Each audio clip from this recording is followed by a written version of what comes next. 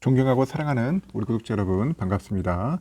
여러분의 천만 라디오 트레이더입니다.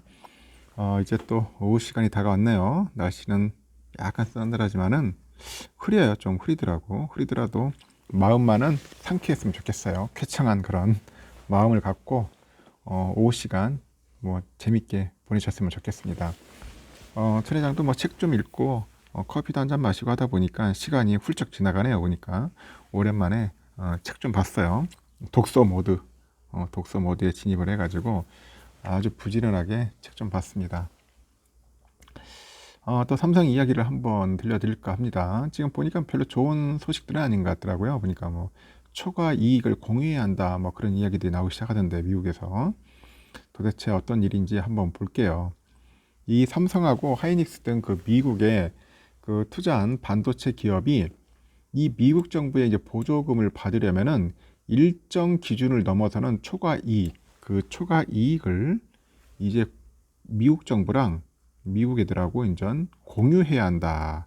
그런 얘기를 합니다. 이게 무슨 공상당도 아니고 뭐런지 모르겠네. 무슨 또 공유를 해. 그래서 적정 수준의 이익 기준을 어떻게 정하고 어떤 방식으로 공유할지 이거를 또 둘러싸고 논란이 커질 것 같습니다.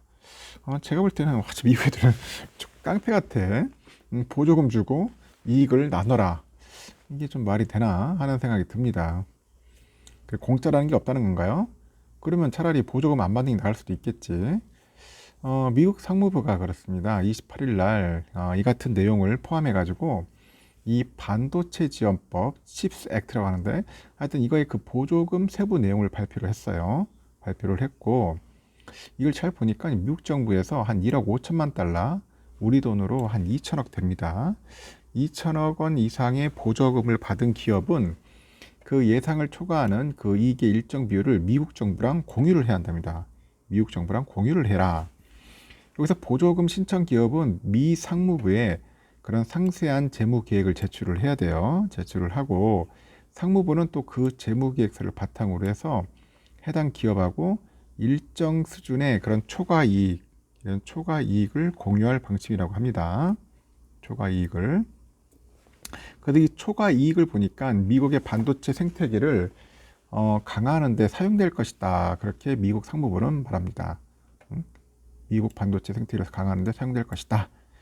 이와 함께 보니까 보조금 대상 기업이 미국의 국가 안보상 우려를 키우는 그 외국 기업에 뭐 기술을 제공하거나 공동 연구를 하면은 이 보조금이 회수가 돼요. 외국 기업에 기술을 제공하면 안 돼. 특히 중국이겠지. 또 기업이 미국 상무부와 맺은 협약을 준수하지 않거나 해당 사업을 목표일까지 진행하지 않아도 이 보조금의 환수 조치를 받는 거야. 참 까다롭게 합니다. 이 보조금을 받은 기업은 미국 지역 사회 투자를 늘려야 돼. 그리고 반도체 인력 양성에도 힘써야 한다. 결국은 보조금을 주더라도 이 미국이죠. 미국에다 투자라는 거지. 미국을 좋게 만들어라는 겁니다. 국내 대기업 관계도 그래요. 이 초과이익 공유안을 비롯해 가지고 보조금 관련 내용이 어떤 취지와 의도에서 나온 것인지 미국 정부의 공식 설명을 한번 들어봐야 파악할 수 있지 않겠냐, 뭐 그렇게 이야기를 하는데 외교부 관계자도 그렇습니다. 미국이 28일부터 반도체 지원법에 따라서 이제 보조금 신청을 받는데 구체적인 기준은 60일 정도의 의견 수렴 기간을 거쳐서 확정된다. 그런 이야기도 있습니다. 근본적으로 국가안보를 위한 구상인데 어떤 회사에도 백지수표를 주지는 않습니다. 백지수표 주지 않는다. 이게 누가 얘기했냐면 미국 상무장관이 그런 얘기했어요. 그러니까 미국 상무부가 28일 반도체 지원법 보조금 지원 절차 등을 공개를 했는데 예상대로 까다로운 이행 조건이 걸려요. 일단은 1억 5천만 달러 이상의 보조금을 받는 기업들은 일정 비율의 그 이익을 공유를 하고 그 미국 내 반도체 전문 인력 육성에도 힘써야 돼요. 힘써야 하고 자사주 매입 등을 금지하는 게 대표적이다. 자사주 매입을 금지이다. 그래서 이 국내 반도체 업계에서는 그 국내 기업들이 미국의 정부로부터 그 조단위죠. 이 조단위 보조금을 받게 되는 만큼 현지 반도체 산업 육성을 위해서 많은 것을 내줘야 할 것이다. 그렇게 이제 전망을 하고 있다는 거죠. 28일 산업계에 따르니까 이제 미국 상무부가 이제 보조금을 신청한 이런 반도체 기업을 대상으로 해서 일정 비율의 이익을 공유하려는 것은 보조금을 철저히 관리하겠다는 그런 의도가 깔리겠다는 분석이겠죠. 이렇게 보조금의 재원이 미국 국민의 세금인 만큼 과도한 보조금을 받는 기업이 생기지 않도록 해야겠죠. 그리고 보조금에서 나오는 이익의 일정 비율을 이제 공익적으로 쓸 수 있게 하려는 취지인 것 같아요. 미국 정부는 이날 초과 이익을 자국 내 반도체 생태계 강화를 위해 쓸 것이라고 공식으로 발표했는데 미국 반도체 전문 인력을 육성을 해서요. 최첨단 연구개발 단지를 조성하는데 반도체 기업의 초과 이익이 쓰일 것이다. 그렇게 관측이 나오고 있습니다. 일단 초과 이익 공유 조항이 구체적으로 확정이 되면은 대상 기업은 상당한 압박을 받을 것 같아요. 이 보조금을 받는 기업은 중국의 첨단 반도체 투자를 금지한 그 가드레일 조항을 지켜야죠. 또한 그 미 상무부랑 개별적으로 협약을 체결을 해야 돼요. 이때마다 이제 상무부가 이제 초과이익 수준을 정해요.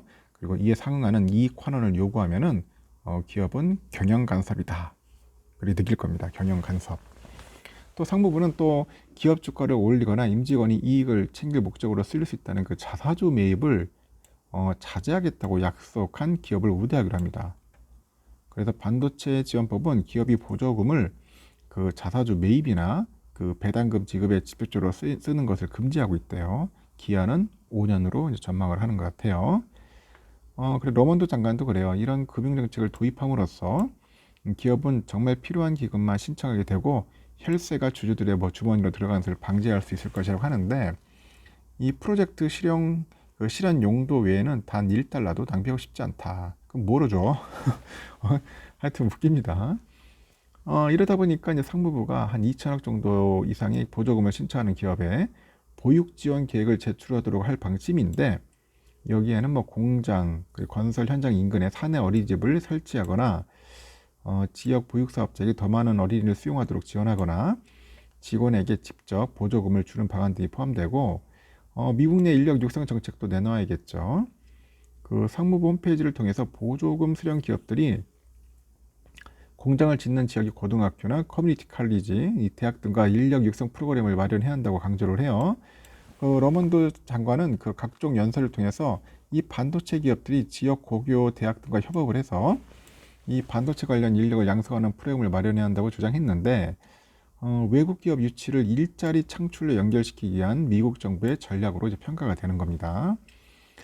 중국의 반도체 산업을 주저앉히기 위한 규제 원칙도 공개를 하는데 상무부는 국가안보 우려의 그 원천이 되는 특정 국가에서 제조 능력을 확장할 수 없다고 하죠.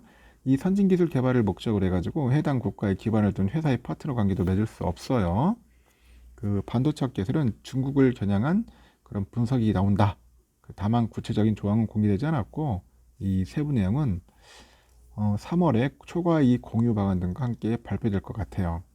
그래서 삼성과 하이닉스 등 국내 반도체 기업들의 고심도 크다. 고심이 크다. 깊어진다. 이 까다로운 보조금 지원 조건이 붙다 보니까 외국 기업이 이 보조금 혜택을 받기 어려운 것 아니냐. 그런 우려감도 적지 않다는 거죠. 현재 삼성과 하이닉스는 그 미국 내 반도체 공장을 짓고 있거나 투자 계획을 갖고 있어요. 삼성은 미국 텍사스 테일러시의 반도체 공장을 짓고 있는데 하이닉스는 첨단 패키징 공장 그리고 R&D 센터 건설 계획을 밝힌 상태고 국내 반도체 업계 관계자도 미국 정부가 이 공개한 보조금 수령 조건을 면밀하게 따져볼 것이다. 그런 이야기를 하는 것 같습니다.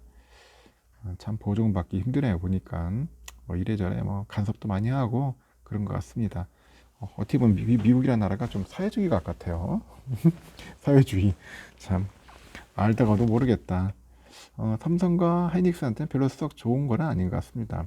이 반도체 지원법 주요 내용은 그래요. 시설 투자 보조금은 한 390억 달러 정도 되고 R&D 투자 보조금 110억 달러.